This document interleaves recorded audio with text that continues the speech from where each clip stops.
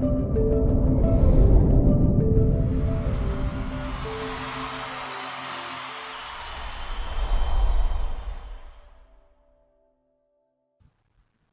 name is Brian Bordanik. I'm the Chief Executive Officer of Dinner Lab. This is Bryson Oss, our CFO, and some of those handsome gentlemen in the front row or third row are some of my business partners.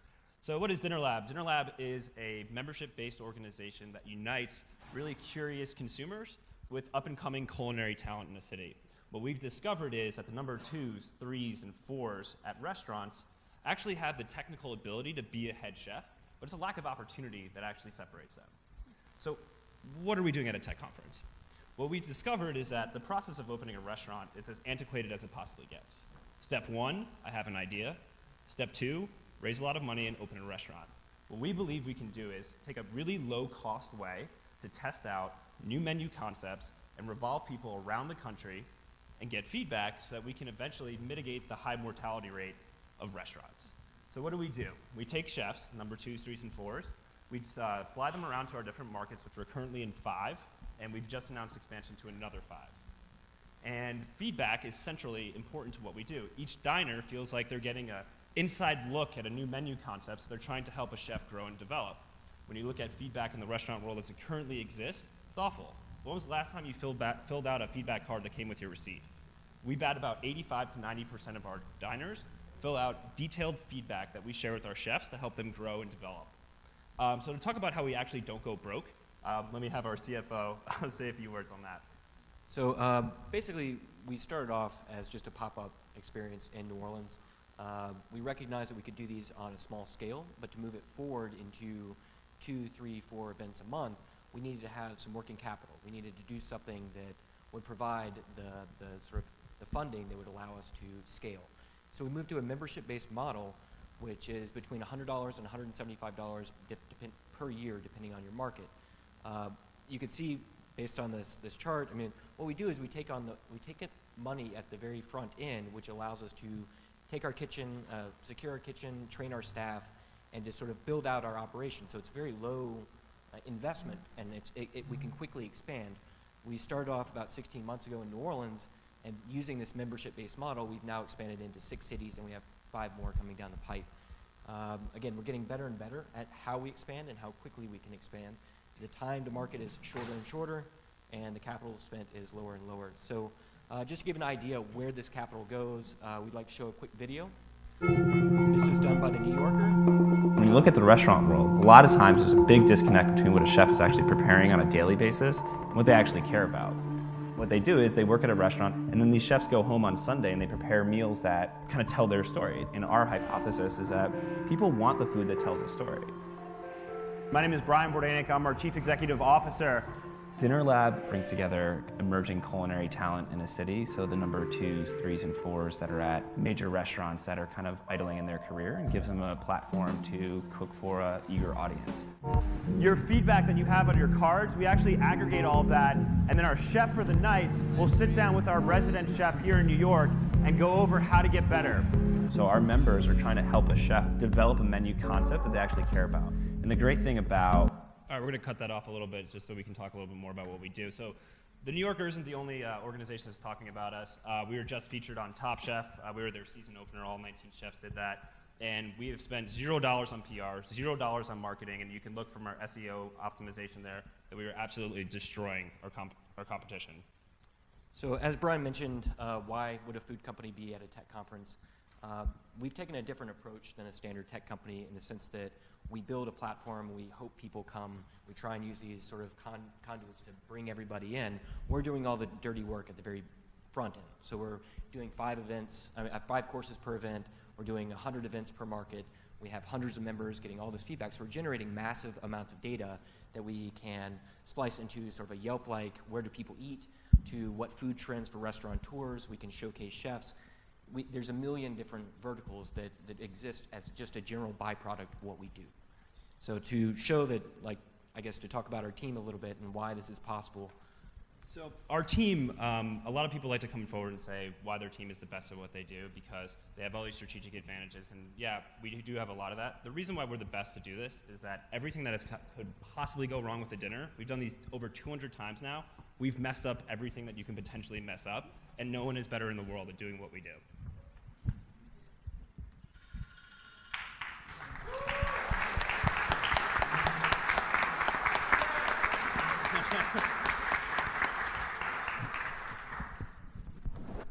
The mic was on my chair. Do I get to start? Yeah, go ahead. So judges, definitely go ahead and ask questions. Do what you need to do. It's a fascinating concept. Congrats making it to here, because it looks like you guys did a lot to do that. It's really cool. It sounds complex putting it together, finding the chefs, finding the diners. The question that I would have on the chef side is, how do you find like the most kind of innovative and creative chefs that are going to do interesting meals? So there's sort of a hybrid approach about how we actually approach this. At this point, the brand has certain critical awareness that we're working with chefs from the number 1, 2, 3, 4 rated restaurants in the city. They're number 2, 3, and 4. So the interesting thing is that I've met, and I'm not kidding, I've met one sous chef in my entire life that wants to be a sous chef. So in cities that you have larger population, more restaurants, this problem is actually exacerbated even more because the number 2s, 3s, and 4s idle around for a while. The way this process normally works is that someone gets into the game, they are a sous chef, their average stint is about a year to a year and a half at a restaurant, then they move to another restaurant, make a lateral move, and if they're very fortunate, then they get promoted. It's not like a sales manager position where, oh, if you're talented, you could rise to the ranks. These guys bounce around the game for a little bit, turn 30, and leave. And what we're here to do is to try to break that apart. So when we announce that we're going into a city, which is mostly through our existing membership base, they come to us. Sure, but how do you get that word out to them? Like, how are they going to? I think over time our brand has been built so that people are actually coming to us. For us to go to the number 1 and 2 restaurant, it takes a little more finesse and it takes relationships, which we've built over time. So our chef network, it's very incestuous. So in New Orleans, they know people in Austin. They also know people in New York. And so it just sort of is rotating, and as we get bigger, they come to us. And so the ones I think are better and harder to get are the sort of hidden gems in each city, which we are starting to target as well. So like we went to a great Korean restaurant, and it's like just finding that guy in a strip mall that can really do great things and showcase it. Cool. So 2 questions quantitatively. It seems awesome that you're getting 80 to 90% of your diners to give feedback. You said that there are 100 events in a market. Yeah. Right. Did I get that right? And 5 courses per dinner. What's the average cost to put on a dinner for what number of guests? It depends on the market. So in a tier 2 city like a New Orleans or an Austin or Nashville, it's about $50, and that includes drinks, it includes tip, it includes tax. So we keep it as low as possible to keep the diversity as much as possible. And what percent of that is profit for you? We target about 20, 30%. Okay, and how does that compare to the average like tier 2 top restaurant in that market? Most restaurants clear about 12%, but we're doing significantly lower volume because Right. we're only doing 2 events per week. Right. And we also, because of our economies of scale, and we know ahead of time, we pre-sell tickets, so we already know all of our food costs up front. We can plan for everything. Okay. So unlike a restaurant, you have to buy and then make it. Brian, quick question. You talked about your experience being the reason why you guys are equipped to do this, but why you specifically? What made you want to do this? What's your background here? So I wish this company had more noble roots than it does, but honesty, I guess, is the best policy here. So we originally started this company because the late night dining options in New Orleans are abysmal. You can drink until 6 a.m., but if you try to get a seat at a restaurant past 10 p.m., it's impossible. So what we started doing was these pop-up themed dinners at midnight, and as you can imagine, using a clientele that comes in at midnight, they were, loaded. So we're like, we have to pivot out of this space just for our own sanity. So we moved into the dinner time. But to your question about why we're the best at what we're doing is, again, I think our team, we work with our chief culinary officer, comes from one of the best restaurants in the world. And for us, what we've done, what we've managed to do, is to not drink our own Kool-Aid too much. We bring together people, we listen to what they have to say, and we're constantly pivoting and iterating our idea. So like, am I the best marketer in the world?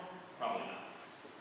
And I'm not going to stand here and pretend to, but what we've managed to do is create a community of people who really care about what we're doing, both from the production and from the consumption side, and we listen to them, like I said, along the way. If we go back to that first moment, what was it that put you specifically into this whole idea?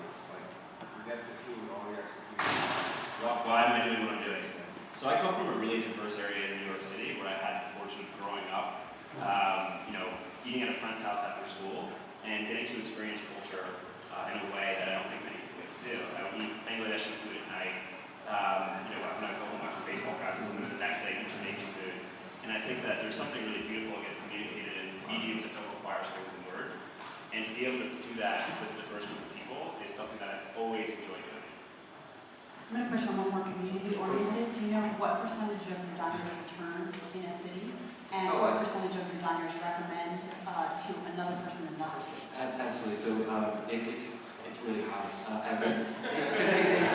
To the CFO, it's really hard. It depends on the market. There we go. All right. So, did you have anything to ask? I want to make sure you guys. Well, I just had one question. You said you're collecting all this data. Absolutely. So I think that's really unique. And how do you guys, I guess, what do you guys want to do with that data? How's that going to be? It's interesting. So we have profiles, and so we have chefs on each market, about 200 chefs come through the system. But we use maybe 80 to 100 per event. We also have staff, so servers, cleaners, back of house prep. We have hundreds of staff in each market, and then we have two full-time employees, and we have about 1,500 members of each. So that's a lot of profiles, and it's a lot of food-centric individuals. So I think it's just really asking one question in profile: where do you eat? What's your top rated restaurant? Where is your favorite